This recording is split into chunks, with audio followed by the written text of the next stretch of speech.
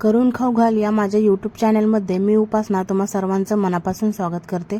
आज आपण मऊ लुसलुशीत आणि मोकळी फटफटीत खिचडी कशी बनवायची ते पाहणार आहोत। रेसिपीला सुरुवात करूया। इथे मी एक पॅन गरम करून घेतलेला आहे।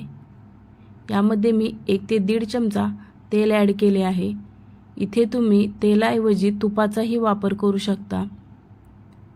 तेल गरम झाल्यानंतर यामध्ये मी बारीक कट करून घेतलेली हिरवी मिरची ॲड केली आहे।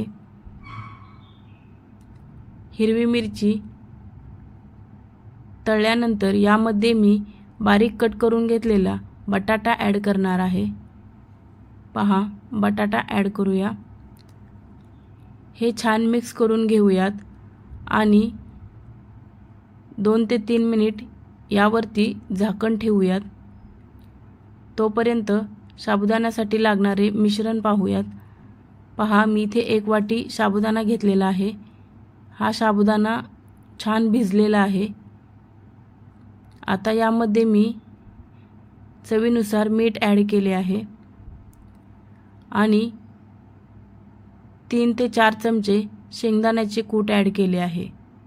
आता हे सर्व आपण मिक्स करून घेऊयात।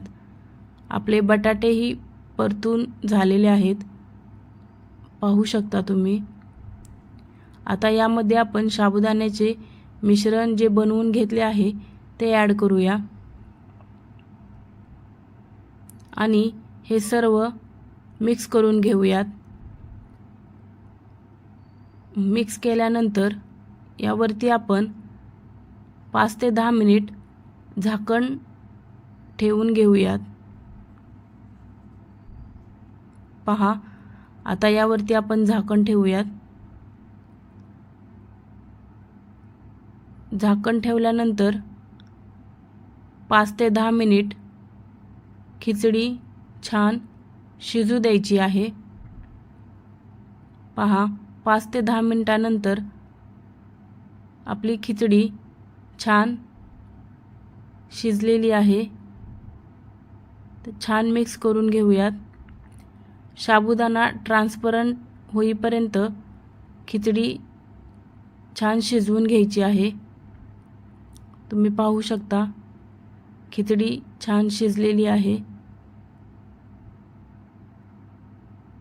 यामधले बटाटेही छान शिजले आहेत। अजून 2 ते 3 मिनिट आपण झाकण ठेवून एक वाफ देऊन घेऊयात। पहा, आपली खिचडी तयार झालेली आहे। या पद्धतीने खिचडी बनवल्यास खिचडी मऊ होते आणि मोकळी होते। पहा, आपले बटाटेही शिजलेले आहेत। आता आपण ही खिचडी एका प्लेटमध्ये काढून घेऊयात। माझी ही रेसिपी तुम्हाला कशी वाटली हे कमेंट बॉक्समध्ये नक्की कळवा। अजूनही चॅनल सबस्क्राईब केला नसेल तर प्लीज लाईक करा, शेअर करा, सबस्क्राईब करा। पहा, ही खिचडी मी एका प्लेटमध्ये काढून घेतलेली आहे।